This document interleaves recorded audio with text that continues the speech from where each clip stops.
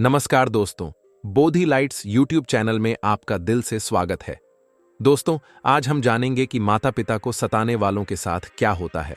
प्रिय दोस्तों, कहानी शुरू करने से पहले अगर आप हमारे चैनल पर पहली बार आए हैं तो चैनल को सब्सक्राइब करें। तो शुरू करते हैं आज की यह प्यारी सी कहानी। यह प्यारा सा वीडियो प्राचीन समय की बात है। मध्य देश में एक महान प्रतापी राजा रहा करते थे। वह बहुत ही ज्ञानी और बुद्धिमान थे। वह अक्सर शिकार के लिए जंगल में जाया करते। एक दिन जंगल में वह आखेट के लिए जा रहे थे तो उन्होंने देखा कि एक नेवला बड़ी ही घायल अवस्था में पड़ा हुआ है। राजा सीधे नेवले के पास जाते हैं तो राजा नेवले से कहते हैं कि हे नेवले, तुम्हें यह चोट कैसे लगी। तब नेवला कहता है, हे राजन, एक सर्प से लड़ाई के कारण मुझे यह चोट लगी है और वह सर्प अब यहां से चला गया है। तब राजा उसकी चोटों पर लेप लगाते हैं और नेवले से कहते हैं कि हे नेवले, काफी समय बीत चुका है और अंधेरा भी होने वाला है। क्या यहां पर कोई विश्राम करने के लिए जगह मिल जाएगी। तब नेवला कहता है कि हे राजन, पास ही में एक गुफा है, आप वहां रात्रि में विश्राम कर सकते हैं। नेवला आगे कहता है, हे राजन, मैं भी घायल अवस्था में पड़ा हुआ हूं, कृपया मुझे भी अपने साथ उस गुफा पर ले चलिए। तब वह राजा और नेवला दोनों उस गुफा में चले जाते हैं। तब राजा कहता है, हे नेवले, तुम तो बड़े ज्ञानी प्रतीत होते हो और तुम मनुष्य से बातें भी कर सकते हो। क्या तुम आज की रात निकालने के लिए कोई अच्छा सा कहानी सुना सकते हो। तब नेवला कहता है, हे राजन, मैं आपको आपके जीवन में काम आने वाली एक कहानी सुनाता हूं, जिससे आपको ज्ञान भी प्राप्त होगा और प्रेरणा भी मिलेगी। लेकिन आपको मेरी एक शर्त माननी होगी, तभी मैं आपको यह कहानी सुनाऊंगा। तब राजा कहता है कि कैसी शर्त है। तब नेवला कहता है, हे राजन, आपको यह कहानी पूरी सुननी होगी और पूरे मन से सुननी होगी। अगर सुबह भी हो जाए तो तब भी आपको यह पूरी कहानी सुनकर जाना होगा। तब राजा कहता है, हे नेवले, मुझे तुम्हारी यह शर्त मंजूर है, कृपया आप अपनी कहानी शुरू कीजिए।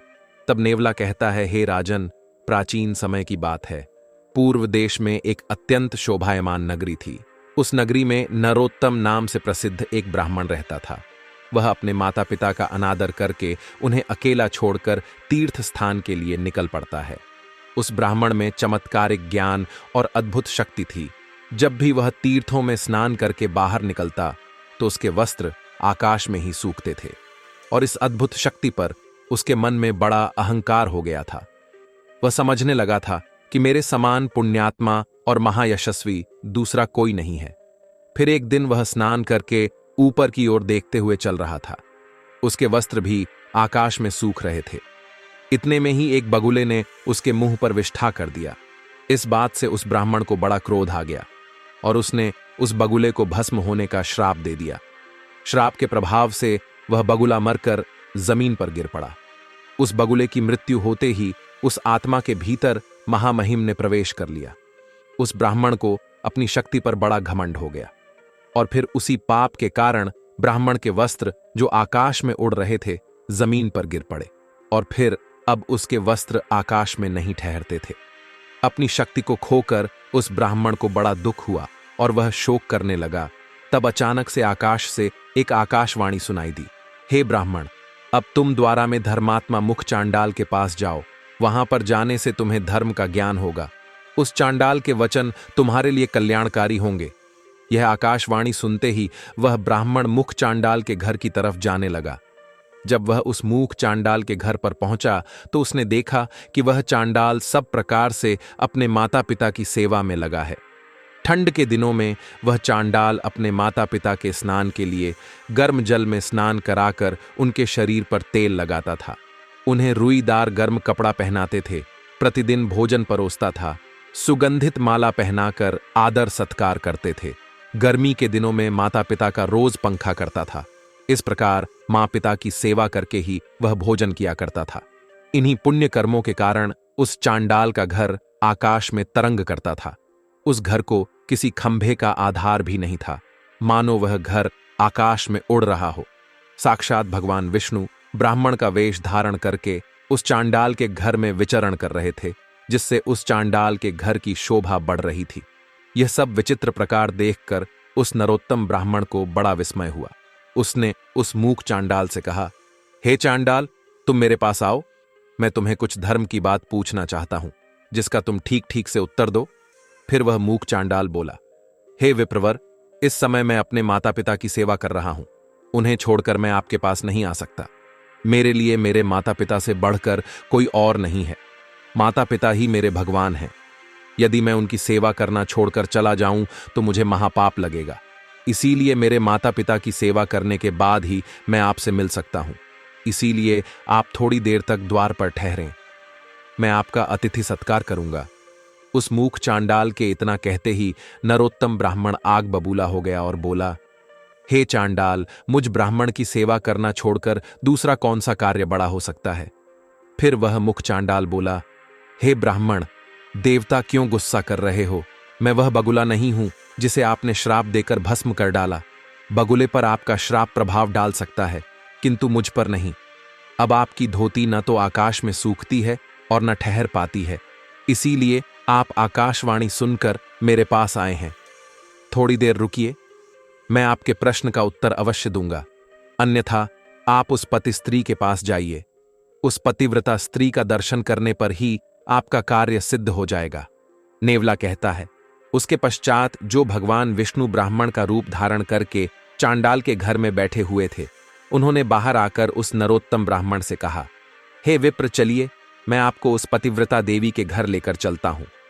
फिर उस नरोत्तम ब्राह्मण ने कुछ देर तक विचार किया और उस ब्राह्मण के साथ चल पड़ा, जो साक्षात भगवान विष्णु ही थे। पतिव्रता के घर की तरफ जाते समय रास्ते में उस नरोत्तम ब्राह्मण ने उस ब्राह्मण रूपी भगवान से पूछा, हे विप्र, आप ब्राह्मण होते हुए भी इस चांडाल के घर में किस लिए निवास करते हैं। ब्राह्मण रूपी भगवान विष्णु ने कहा, विप्र, इस समय तुम्हारा हृदय शुद्ध नहीं है। तुम्हारे मन में क्रोध और द्वेष है। इसीलिए तुम पहले उस पतिव्रता का दर्शन करो, उसके बाद तुम मुझे ठीक से जान सकोगे। नरोत्तम ब्राह्मण ने पूछा, हे महात्मा, वह पतिव्रता कौन है। उसका शास्त्र ज्ञान कितना बड़ा है और किस कारण से मैं उसके पास जा रहा हूं, कृपया मुझे बतलाइए। ब्राह्मण रूपी भगवान बोले, हे नरोत्तम, नदियों में गंगा जी श्रेष्ठ हैं और स्त्रियों में पतिव्रता स्त्री ही श्रेष्ठ है। जो पतिव्रता नारी प्रतिदिन अपने पति की सेवा करती है, उसकी आज्ञा का पालन करती है, वह अपने पिता के कुल और पति के कुल दोनों कुलों के 100 पीढ़ियों का उद्धार कर देती है। फिर नरोत्तम ब्राह्मण ने पूछा, हे श्रेष्ठ, कौन सी स्त्री पतिव्रता होती है। पतिव्रता का क्या लक्षण है, कृपया आप मुझे ठीक से समझाइए।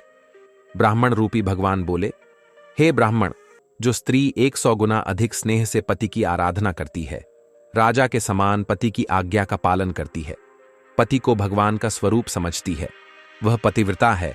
जो गृह कार्य करने में दक्ष और भोजन बनाने के समय माता के समान आचरण करती है, और जो विपत्ति में अपने पति को उचित सलाह देकर एक मंत्री का काम करती है, वह स्त्री पतिव्रता मानी गई है।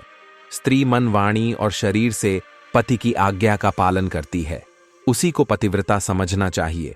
जो स्त्री अपने पति के अलावा अन्य पुरुषों को भाई, पिता और पुत्र के समान मानती है, वही सच्ची पतिव्रता होती है। हे ब्राह्मण, तुम अब उस पतिव्रता के पास जाओ और उसे अपना मनोरथ सुनाओ। उस पतिव्रता नारी का नाम राजलक्ष्मी है। वह रूपवती युवती है और उसके हृदय में दया और करुणा है।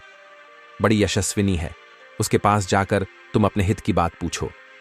इतना कहकर ब्राह्मण रूपी भगवान विष्णु उस स्थान से अंतर्ध्यान हो गए।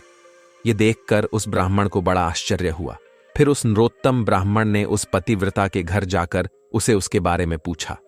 द्वार पर आए उस ब्राह्मण अतिथि को देखकर वह पतिव्रता तुरंत ही घर से निकली और द्वार पर खड़े उस ब्राह्मण के सामने आकर खड़ी हो गई। जब नरोत्तम ब्राह्मण ने उस पतिव्रता को देखा तो उसने प्रसन्नतापूर्वक कहा, हे देवी, तुमने जिस प्रकार से जीवन में अनुभव लिया और सीखा है, उसी के अनुसार सोचकर मुझे कोई धर्म की बात बताओ।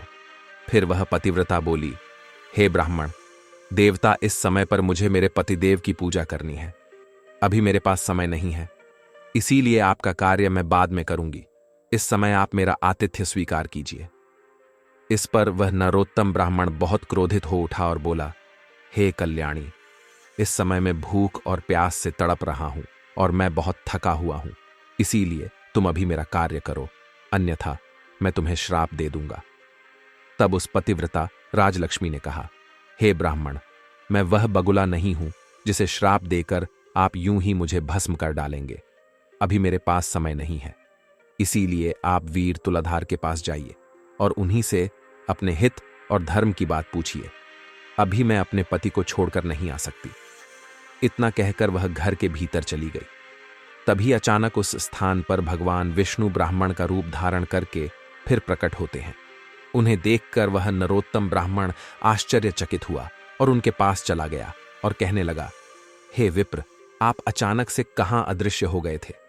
मुझे आपसे एक बात पूछनी है, कृपया ठीक ठीक इसका जवाब दे। पहले मैं उस मूक चांडाल के पास गया, उसे भी मेरी बगुले को श्राप देने वाली बात पता थी, और अब इस पतिव्रता नारी को मेरे द्वारा उस बगुले को दिए गए श्राप के बारे में पता था। यह दोनों ही उस घटना के बारे में कैसे जानते हैं? इन्हें किसने और कब बताया कि मैंने बगुले को श्राप दिया है?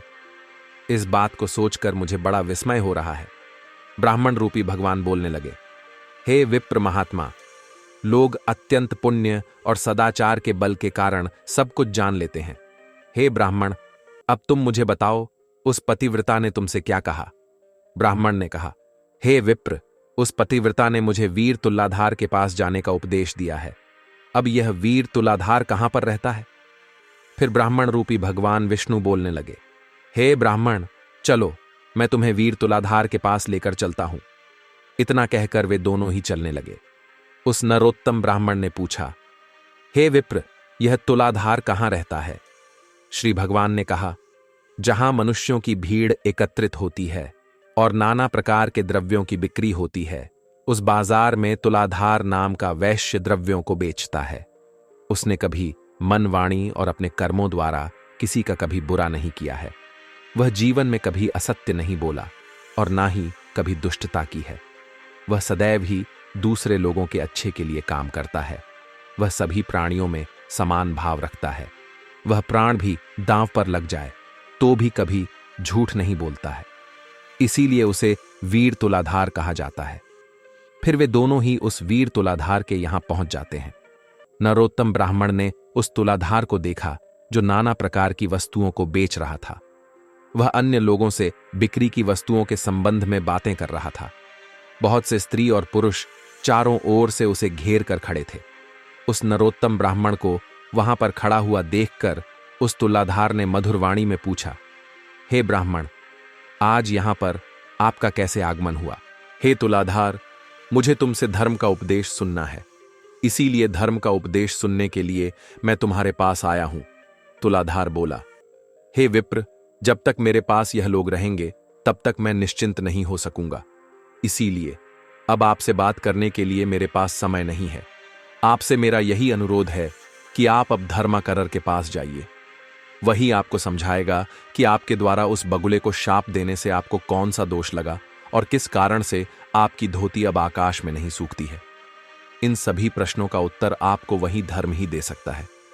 उस धर्मकार का नाम शिल्पाण है। वे बड़े सज्जन हैं। आप उन्हीं के पास जाइए, उन्हीं के उपदेश से आपकी कामना सफल हो जाएगी। इतना कहकर वह तुलाधार खरीदी बिक्री में लग गया। फिर उस नरोत्तम ब्राह्मण ने ब्राह्मण रूपधारी भगवान विष्णु से पूछा, हे विप्र, इस तुलाधार को भी मेरे बारे में पता है और अब उसने मुझे शिल्पा के पास जाने का उपदेश दिया है, इसीलिए अब मैं उस शिल्पा के पास जाऊंगा, लेकिन मुझे उस शिल्पा का घर का पता नहीं है। ब्राह्मण रूपधारी भगवान विष्णु ने कहा कि ब्राह्मण चलो, मैं तुम्हें उस शिल्पा के घर की तरफ लेकर चलता हूं। फिर वे दोनों ही मार्ग पर चलने लगे। तब उस नरोत्तम ब्राह्मण ने भगवान विष्णु से पूछा, हे विप्र, यह तुलाधार ना तो देवताओं की पूजा करता है, ना ही आर्षियों की पूजा करता है और ना अपने पितरों का तर्पण करता है, फिर भी इसे मेरे बारे में कैसे पता है?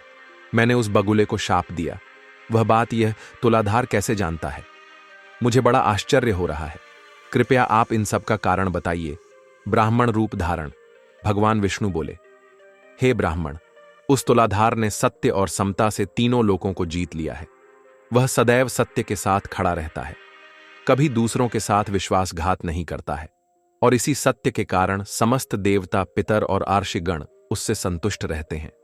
वह तुलाधार इन्हीं गुणों के कारण भूत और भविष्य की बात जानता है। सत्य से बढ़कर कोई धर्म नहीं है और झूठ से बढ़कर दूसरा कोई पाप नहीं है। जो पुरुष पाप से रहित है और जिसका चित्त अपने पराये मित्र शत्रु सभी के लिए समान है, वह किसी के साथ भेदभाव नहीं करता है। उसके सब पापों का नाश होता है। जो सभी के साथ समान व्यवहार करता है, उसके अंदर भगवान का वास होता है। जो इस प्रकार से सत्य के मार्ग पर चलकर सभी के साथ समान व्यवहार करता है, अपना पराया नहीं करता है, वह अपनी अनेकों पीढ़ियों का उद्धार कर देता है। जिसके अंदर सत्य हो और जिसका स्वभाव सरल होता है, जो कभी भेदभाव नहीं करता है, वह साक्षात धर्म का ही स्वरूप होता है। इसी कारण से वह तुलाधार तुम्हारे बारे में जानता है। फिर उस नरोत्तम ब्राह्मण ने कहा कि विप्र, आपकी कृपा से मुझे तुलाधार के सर्वज्ञ होने का कारण पता चल गया है। अब आप मुझे उस शिल्पा के बारे में बताइए। वह कौन है और किस कारण से वह प्रसिद्ध है? ब्राह्मण रूपी भगवान विष्णु बोलने लगे, हे ब्राह्मण, अब मैं तुम्हें शिल्पा का इतिहास सुनाता हूं। इसे ध्यान से सुनो। पूर्व काल की बात है। एक राजा की पुत्री थी जो बड़ी ही सुंदर और जवान थी। वह कामदेव की पत्नी रति और इंद्र की पत्नी शची के समान अत्यंत मनमोहक रूप वाली सुंदर थी। एक राजकुमार उस स्त्री से अपने प्राणों से भी अधिक प्रेम करते थे। राजकुमार ने उस राजा की पुत्री के साथ विवाह किया। उस स्त्री का नाम भी सुंदरी ही था। एक दिन राजकुमार को किसी महत्वपूर्ण काम के लिए अचानक ही बाहर देश जाना पड़ गया। उस राजकुमार ने मन ही मन सोचा, मैं अपने प्राणों से बढ़कर मेरी प्यारी पत्नी को किस स्थान पर रखें जिससे कोई इसका अपहरण ना कर सके, जिससे इसके सतीत्व की रक्षा हो सके। इस विषय में उस राजकुमार ने बहुत देर तक विचार किया और उसने सोचा कि केवल धर्मात्मा शिल्पा ही मेरी पत्नी के सतीत्व की रक्षा कर सकते हैं। इसीलिए वह राजकुमार अपनी रूपवान पत्नी को लेकर उस शिल्पा के घर पर गए और उन्होंने शिल्पा के सामने उसकी पत्नी की रक्षा करने का प्रस्ताव रखा। राजकुमार की बात सुनकर शिल्पा को बड़ा आश्चर्य हुआ। वह बोलने लगा, हे राजकुमार, ना तो मैं आपका पिता हूं, ना भाई हूं, ना बांधव हूं और ना आपकी पत्नी के माता पिता के कुल का हूं। फिर आप अपनी पत्नी को मेरे घर पर क्यों रखना चाहते हैं? अपनी पत्नी को मेरे घर पर रखकर आप किस प्रकार से निश्चिंत हो सकेंगे? फिर राजकुमार बोलने लगा, हे महात्मा, मैं जानता हूं कि आपके समान धर्मात्मा और जितेंद्रिय पुरुष इस संसार में दूसरा कोई नहीं है। यह सुनकर शिल्पा ने उस राजकुमार से कहा, हे राजकुमार, कृपया मुझे दोष मत देना। इस पृथ्वी लोक पर इस अप्सरा के समान आपकी पत्नी की रक्षा करने में कोई भी पुरुष कैसे समर्थ हो सकता है? हर कोई इसका उपभोग करना चाहेगा। फिर राजकुमार ने कहा, हे महात्मा, मैं बहुत सोच विचार करके ही आपके पास आया हूं। यह आपके घर में ही सुरक्षित रहेगी और यह बात मैं भली भांति जानता, आपके घर में रहने पर ही इसके सतीत्व की रक्षा होगी। राजकुमार की बात सुनकर शिल्पा कहने लगा, हे राजकुमार, इस नगर में बहुत से कामी पुरुष भरे पड़े हैं। यहां पर किसी सुंदर स्त्री के सतीत्व की रक्षा कैसे हो सकती है? वह राजकुमार पुनः बोला, हे महात्मा, जैसे भी हो, मेरी पत्नी आपके ही पास सुरक्षित रहेगी। आप इसकी रक्षा कीजिए। अब मैं जाता हूं, मुझे आप पर पूर्ण विश्वास है। फिर शिल्पा कहने लगा, हे राजकुमार, मैं आपकी पत्नी के साथ सदा ही अनुचित बर्ताव करूंगा और उसी अवस्था में आपकी यह प्रिय पत्नी मेरे घर में सुरक्षित रहेगी। यदि मैं इसके साथ अच्छा बर्ताव करूंगा तो इस स्त्री के मन में मेरे प्रति काम भाव जागृत हो सकता है। इसीलिए मैं इसके साथ बुरा व्यवहार ही करूंगा। अन्यथा इस स्त्री की रक्षा के लिए आप ही कोई अनुकूल उपाय बताइए। मेरे घर में केवल एक ही शैया है और इसे मेरे और मेरी पत्नी के साथ उसी बिस्तर पर शयन करना होगा। इसके बाद भी आप अपनी पत्नी को मेरे पास रखना चाहते हैं तो इसे यहां पर रहने दीजिए, अन्यथा इसे यहां से लेकर चले जाइए। यह सुनकर उस राजकुमार ने कुछ क्षणों तक विचार किया और कहा कि महात्मा, मुझे आपकी बात स्वीकार है। आप मेरी पत्नी को लेकर एक ही बिस्तर पर सो सकते हैं। आपको जो उचित लगे वह कीजिए। फिर राजकुमार ने अपनी सुंदर पत्नी से कहा, हे प्रिय, मैं जब तक लौट कर नहीं आता, तुम इन महात्मा के घर में ही निवास करो। तुम उनके कहे अनुसार कार्य करना, तुम पर कोई दोष नहीं आएगा, यही मेरी आज्ञा है। इतना कहकर वह राजकुमार अपने कार्य के लिए निकल गए। राजकुमार के जाने के बाद उसकी सुंदर पत्नी शिल्पा और उसकी पत्नी के साथ उनके घर में निवास करने लगी। शिल्पा ने राजकुमार से जैसा कहा था वह वैसा ही व्यवहार राजकुमार की पत्नी के साथ करने लगा। वह शिल्पा रोज अपनी पत्नी और राजकुमार की पत्नी, इन दोनों स्त्रियों के बीच में सोने लगा। उन दोनों स्त्रियों के बीच में सोने पर भी शिल्पा के मन में पराई स्त्री के प्रति जरा सी भी वासना नहीं हुई। केवल उसकी पत्नी के स्पर्श से ही उसके मन में काम भोग की इच्छा होती थी। राजकुमार की पत्नी के अंगों का स्पर्श भी उस शिल्पा को होता था, किंतु फिर भी उसके मन में राजकुमार की पत्नी के लिए कोई भावना जागृत नहीं हुई। शिल्पा के मन में वैसा ही भाव रहता था जैसे कि किसी बालक का अपने माता के प्रति होता था। वह राजकुमार की पत्नी को माता के समान मानता था। उसके शरीर के अंग शिल्पा को कितनी बार भी स्पर्श करते तो भी उसके मन में काम भाव जागता नहीं था। इस प्रकार से रोज वह उन दो स्त्रियों के साथ एक ही बिस्तर पर सोने लगा, लेकिन कभी भी उसने राजकुमार की पत्नी को स्पर्श नहीं किया। इस प्रकार से 6 महीने बीत गए।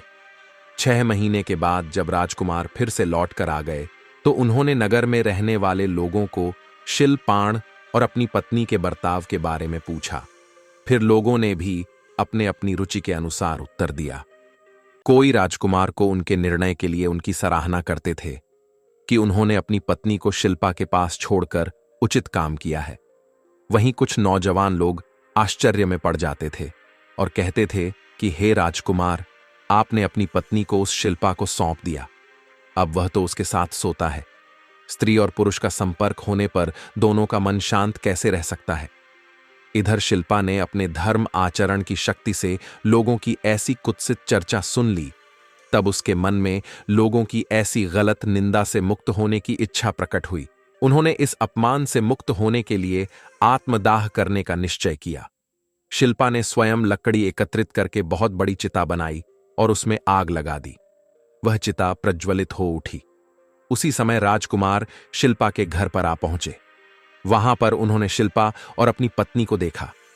राजकुमार की पत्नी का मुख प्रसन्नता से खिला हुआ था और शिल्पा अत्यंत दुखी और शोक में डूबे हुए थे।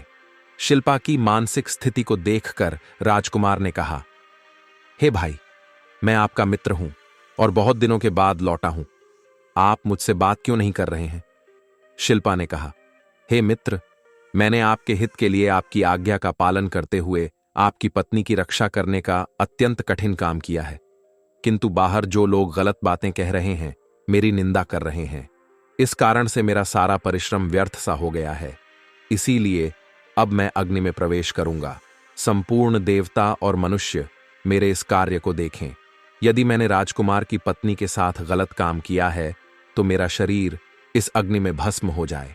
इतना कहकर वह शिल्पा अग्नि में प्रवेश कर गया, किंतु वह अग्नि शिल्पा के शरीर, वस्त्र और केस को जला नहीं सकी। आकाश में खड़े समस्त देवता प्रसन्न होकर उस शिल्पा की निष्ठा की प्रशंसा करने लगे। सभी ने चारों ओर से फूलों की वर्षा की। जिन जिन लोगों ने राजकुमार की पत्नी और शिल्पा के विषय में कलंकपूर्ण बातें कही थीं, उन सभी के मुंह पर नाना प्रकार के कोढ़ हो गए।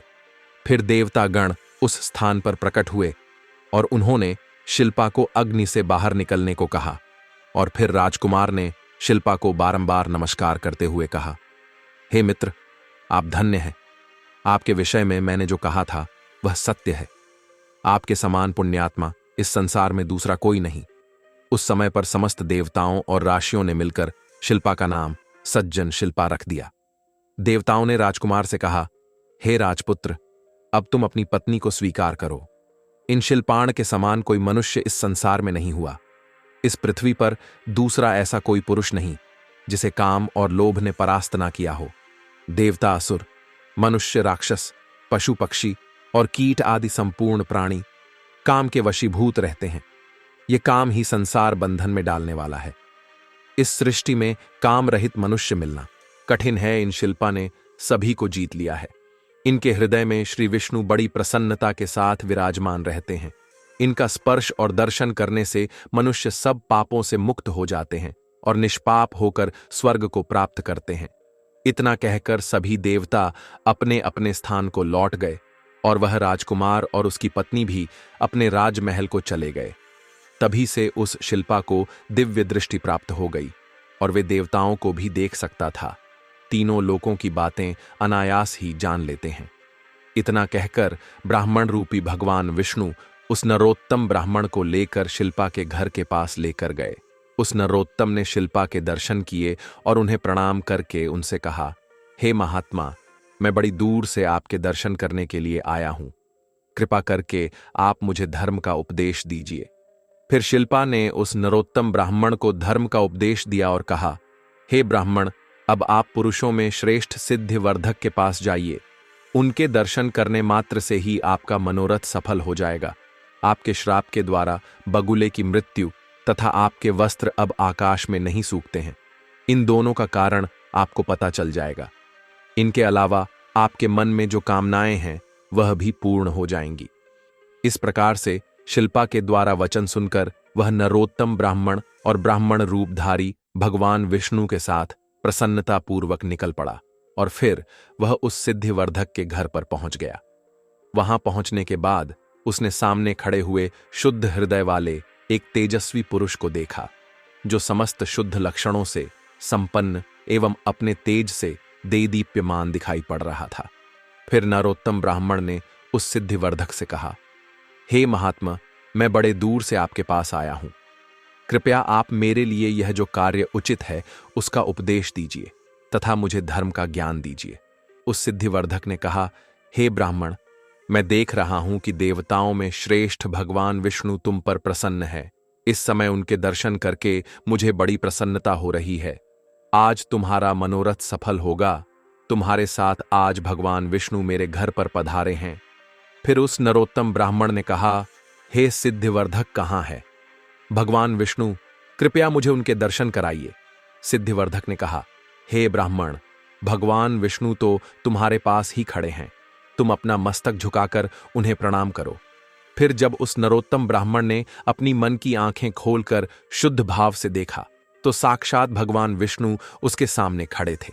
तब उस ब्राह्मण ने अपने हाथ जोड़कर भगवान विष्णु को प्रणाम किया और कहने लगा, हे देवेश्वर, आप मुझ पर प्रसन्न हुए हैं।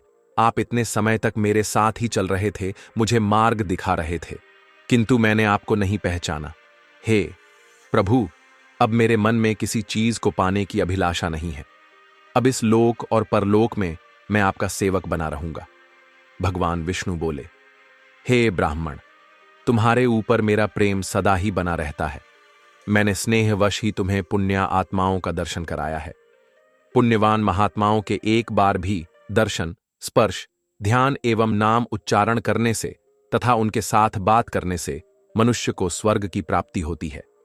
महापुरुषों का नित्य सत्संग करने से सब पापों का नाश हो जाता है तथा मनुष्य अनंत सुख भोगता, मेरे स्वरूप में लीन हो जाता है।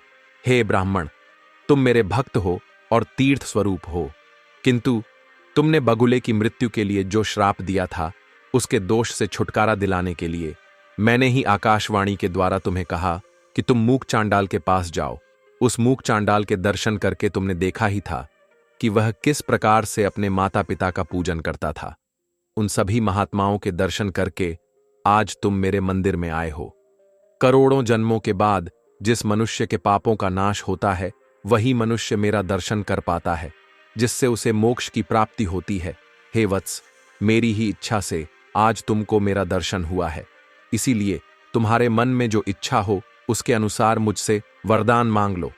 वह नरोत्तम ब्राह्मण बोला, हे प्रभु, मेरा मन सदैव ही आपके ही ध्यान में लगा रहता है। संपूर्ण लोकों के स्वामी आप ही हैं। आपके सिवा कोई भी दूसरी वस्तु मुझे प्रिय नहीं है। भगवान विष्णु ने कहा, हे निष्पाप ब्राह्मण, तुम्हारी बुद्धि में सदैव ही ऐसे उत्तम विचार आते हैं, इसीलिए तुम मेरे धाम में आकर दिव्य भोगों का उपभोग करोगे, किंतु तुम्हारे माता पिता तुमसे आदर नहीं पा रहे हैं। इसीलिए तुम जाकर पहले अपने माता पिता की पूजा करो, उसके बाद ही तुम्हें बैकुंठ में स्थान प्राप्त हो सकता है। उनके दुखपूर्वक जीवन और क्रोध से तुम्हारी तपस्या प्रतिदिन नष्ट हो रही है। जिस पुत्र के ऊपर सदा ही माता पिता का कोप रहता है उसे नरक में पड़ने से कोई भी नहीं रोक सकता। इसीलिए तुम माता पिता के पास जाओ और यत्नपूर्वक उनकी सेवा करो, उनकी पूजा करो, तभी तुम्हें मोक्ष प्राप्त होगा। भगवान विष्णु के द्वारा इस प्रकार से कहने पर वह नरोत्तम ब्राह्मण कहने लगा, हे प्रभु, यदि आप मुझ पर प्रसन्न हैं तो मुझे अपने स्वरूप का दर्शन कराइए। तब भगवान विष्णु ने कहा, तथास्तु। और फिर उन्होंने अपने शंख चक्र गदा और पद्म धारण किए हुए स्वरूप का दर्शन नरोत्तम को करा दिया। फिर ब्राह्मण भगवान विष्णु के अप्रतिम और अत्यंत सुंदर रूप को देखकर उन्हें बारंबार प्रणाम करने लगा और कहने लगा, हे जगदीश्वर, आज मेरा जन्म सफल हुआ। आज मेरे नेत्र कल्याणमयी मनोरथ सफल हुए, किंतु हे प्रभु, मेरे मन में केवल एक शंका है, कृपया आप उसका समाधान कीजिए। हे प्रभु, उस मुख चांडाल पतिव्रता स्त्रीशील पाण आदि के विषय में सोचकर मुझे बड़ा विस्मय हो रहा है। भला वे लोग दूर रहकर भी मेरे बारे में कैसे जानते थे? उन्हें कैसे पता चला कि मैंने उस बगुले को श्राप दिया है तथा मेरे वस्त्र अब आकाश में नहीं सूखते हैं? इन सब बातों का यथार्थ क्या है? कृपया मुझ पर अनुग्रह करके बताइए। तब भगवान विष्णु ने कहा, हे वत्स, वह तुलाधार सत्यवादी था और सभी लोगों के प्रति सम्मान भाव रखता था। शिल्पा में लोभ और काम पर विजय पाई है और यह सिद्धिवर्धक मेरा अनन्य भक्त है। इन्हीं सद्गुणों के कारण मैं इन सभी के घर में निवास करता हूं। मेरे साथ सरस्वती और लक्ष्मी भी इनके यहां मौजूद रहती है। वह मूक चांडाल सभी का कल्याण करने वाला है, इसीलिए देवता उसे ब्राह्मण मानते हैं। पुण्य कर्म द्वारा मुख चांडाल की समानता करने वाला संसार में दूसरा कोई नहीं है। वह सदा माता पिता की भक्ति में संलग्न रहता है। उसने अपने माता पिता की भक्ति करके तीनों लोकों को जीत लिया है। उसकी माता पिता के प्रति भक्ति देखकर मैं बहुत संतुष्ट रहता हूं। इसीलिए उसके घर के भीतर मैं ब्राह्मण का रूप धारण करके निवास करता हूं। इसी प्रकार से मैं उस पतिव्रता के तुलाधार के शिल्पाण के और इस सिद्धिवर्धक के घर में सदा निवास करता हूं। एक क्षण के लिए भी मैं इनका घर नहीं छोड़ता। जो पुण्यात्मा है वे ही मेरा प्रतिदिन दर्शन पाते हैं। पापी लोग मेरा दर्शन नहीं पा सकते।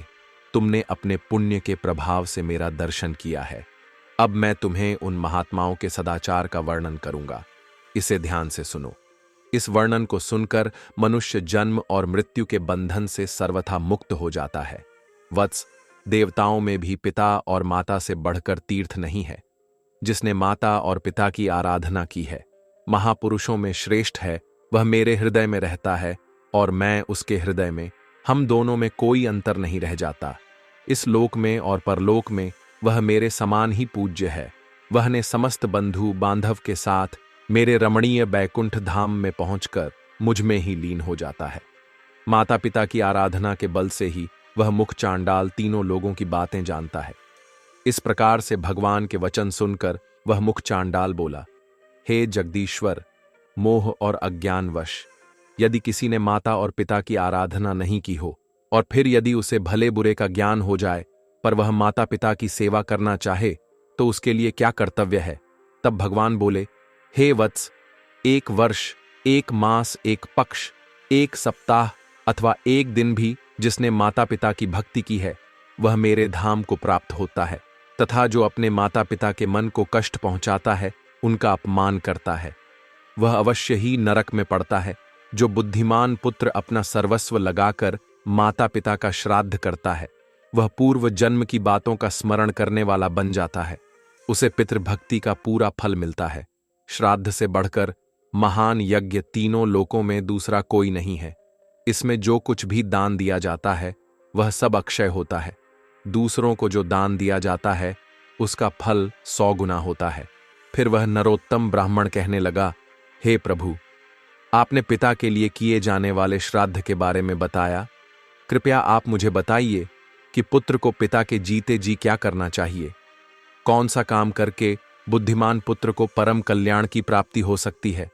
भगवान विष्णु बोले, हे वत्स, पिता को देवता के समान समझकर उनकी पूजा करनी चाहिए और पुत्र की भांति उन पर नजर रखना चाहिए। कभी मन से भी उनकी आज्ञा का उल्लंघन नहीं करना चाहिए।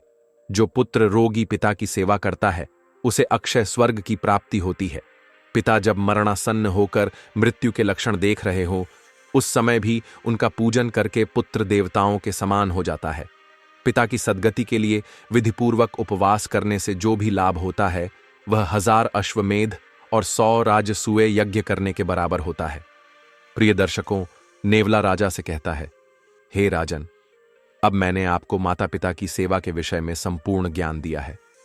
तब राजा कहता है, हे ज्ञानी नेवले, आज आपने मुझे माता पिता के संबंध में उत्तम ज्ञान दिया है।